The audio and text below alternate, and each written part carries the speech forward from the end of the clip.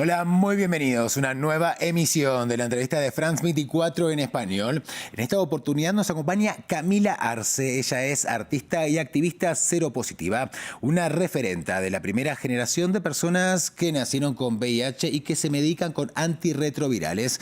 Tiene 28 años y, como decíamos, hace parte de esa generación de los 90. La primera de jóvenes vivos y medicados. Camila Arce, muchísimas gracias por tu presencia en France 24. Es un gusto tenerte. Hola Santiago, gracias por la invitación. No, gracias a vos por haberla aceptado. Camila, quisiera comenzar preguntándote cómo fue ser una niña con VIH, cuándo y cómo fue esa primera toma de conciencia de tu situación y cómo era lidiar con esos estigmas que todavía conlleva, ¿no?, el VIH, pero siendo una niña. Bueno, en realidad yo nací en el año 95, todavía no había medicamentos antirretrovirales, aparecieron en la Argentina en el año 96, 97 y en el 97 aproximadamente empecé a tomar medicamentos antirretrovirales que recordemos que no eran pediátricos porque no hay medicación pediátrica al menos disponible en Argentina, así que eran las fórmulas de adultos para niñas, digamos.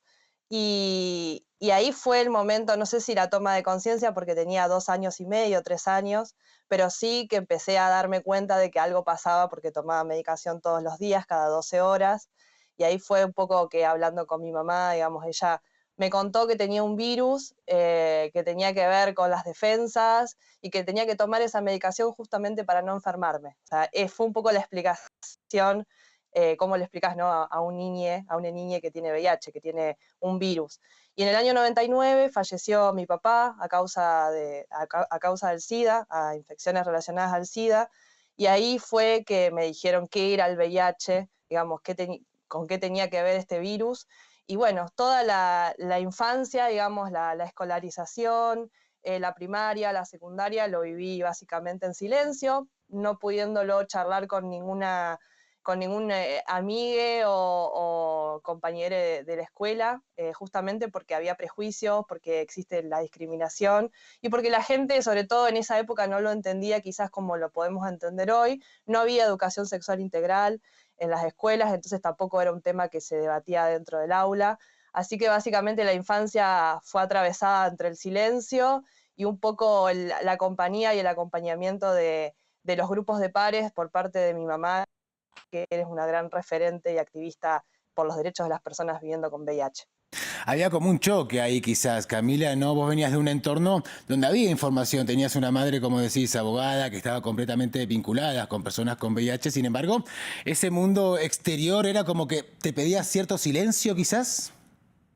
Sí, en realidad es el mismo silencio que seguimos teniendo quienes nacimos con VIH, no solamente dentro de la sociedad, digamos, nadie habla o nadie piensa en niñes o en adolescentes viviendo con VIH de transmisión vertical, siempre se asocia la cuestión del VIH a una cuestión de transmisión sexual, lo cual no está mal porque la realidad es esa, hay más transmisión sexual que transmisión vertical, pero bueno, digamos, también en los ámbitos internos, digamos, no había grupos para niñes, no había grupos para adolescentes, lo vivíamos bastante en soledad y también dentro de los grupos, digamos, de la escuela y demás, tampoco se hablaba del tema. Digo, en general la sociedad no hablaba del tema y dentro de los grupos de personas viviendo con VIH tampoco se hablaba en esa época. Recién en el año 2011 apareció, bueno, se creó la Red Argentina de Jóvenes y Adolescentes Positivos, ya teníamos 16 años cuando la creamos, entonces fue el primer espacio. Antes no hubo ningún espacio que nos sostuviera o que fuera, digamos, algo para que nosotros pudiéramos hablar de lo que nos pasaba o de cómo vivíamos nuestros diagnósticos.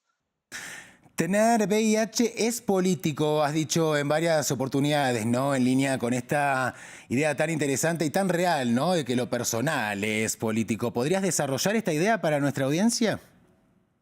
Bueno, es un poco complejo el tema de que el VIH es político. Sabemos que tenemos los medicamentos antirretrovirales porque tenemos una ley nacional de VIH que fue reformulada en el año 2022, el año pasado, después de tanto activismo y de tanta insistencia justamente política, y que gracias, digamos, a esa ley que salió en 1990 con su reforma el año pasado y gracias a los activismos, no solamente en Argentina y en Latinoamérica, sino a nivel internacional, es que nosotros tenemos acceso a la salud.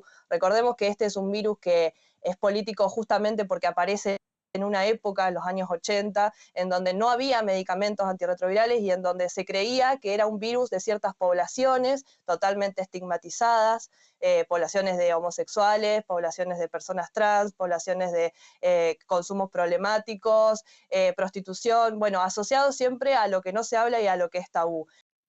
Camila, la indetectabilidad no existe solo por los antirretrovirales, ¿verdad? Hay otros factores que entran en juego. De hecho, no todas las personas lo logran. La indetectabilidad justamente tiene que ver con poder suprimir la carga viral gracias al tratamiento, pero bueno, no es lo único que hace a que nosotros estemos bien de salud. De hecho, el acceso a la vivienda, el acceso a la educación, el acceso a un trabajo digno, son todas cuestiones que atraviesan no solo a las personas viviendo con VIH y que hacen a una calidad de vida, y en el caso de nosotros justamente hace que podamos tener una adherencia, como decimos, al tratamiento, porque si no tenemos todas esas cosas que mencionaba antes, es un poco difícil que la gente solamente por tomar la medicación esté indetectable.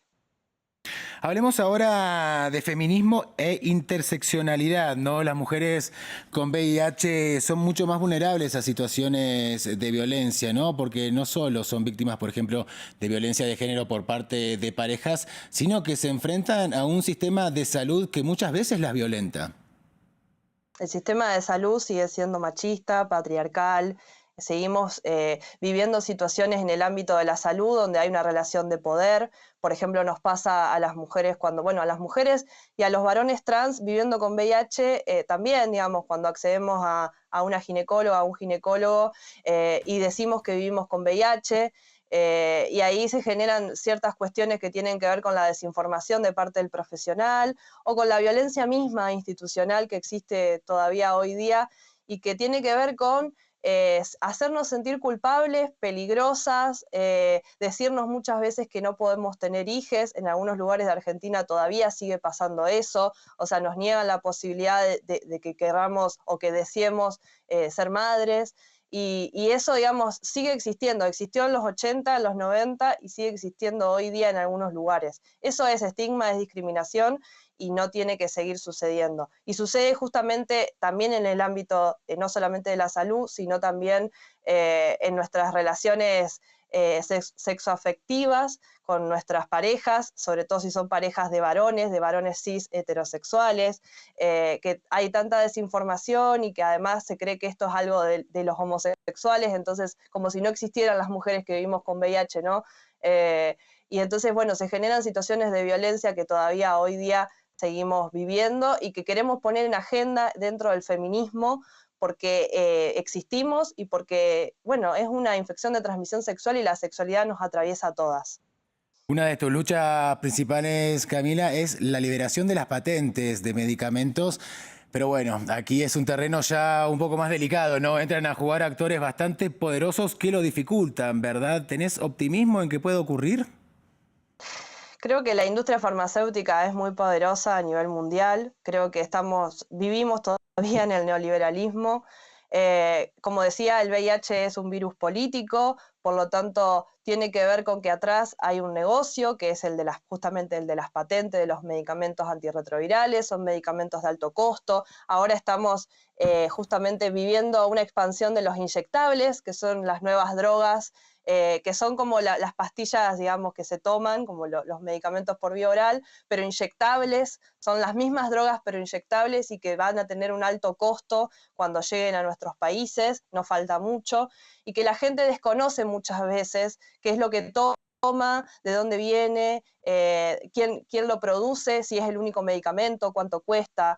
Y es importante que todos sepamos, digamos, porque accedemos a la salud y al sistema de salud y es importante saber qué hay atrás, qué negocio hay atrás de todo eso. No sé si soy optimista, creo y confío que en algún momento la cura va a salir, porque es nuestra bandera y porque considero que en algún momento puedo llegar a no tener VIH, quisiera vivir esa experiencia. Pero bueno, mientras tanto seguiremos y haciendo incidencia política para que todo eso suceda. Camila, nos queda aproximadamente un minuto de entrevista, pero no quiero perder ni un segundo. Quiero aprovechar todo el tiempo que tenga con vos. Sos muy activa en redes sociales, has publicado incluso en Instagram algo muy interesante y que puede ser muy útil para nuestra audiencia. Consejos para contarlo, por ejemplo, has contado. También consejos para lo que la gente puede hacer al enterarse que es VIH positiva. ¿Podrías comentarnos alguno, sobre todo para nuestra audiencia, que a muchísimas personas seguro puedas ayudar? Bueno, mis redes sociales, quien quiera seguirme en Instagram es @sidiosa. Yo le hablo justamente a las personas viviendo con VIH, no le hablo a otra población. Y los consejos, en realidad no hay una receta, no hay una receta única, mucho es de lo que uno también va construyendo, de las personas con las que uno se va relacionando. Creo que es importante la visibilidad cuando las personas se sientan que lo pueden hacer y que se sientan contenidas. Existen grupos de pares, es importante poder reforzar esa información de los grupos de pares, que puedan asistir a uno, que estén contenidos. Y creo que en cuanto a consejo en sí, que nada, que no lo vivan con culpa, que lo puedan vivir como lo que realmente es otra infección de transmisión sexual como cualquier otra, que no tiene cura hoy, pero que es importante que tengamos la información adecuada y que podamos vivirlo con la mayor naturalidad posible. Camila Arce, muchísimas gracias. Ha sido un placer dialogar contigo. Gracias, Santiago. Gracias a vos una vez más. Y a nuestra audiencia, como siempre, le invitamos a que sigan informándose en el resto de nuestra programación y también en france24.com. Sigan junto a nosotros.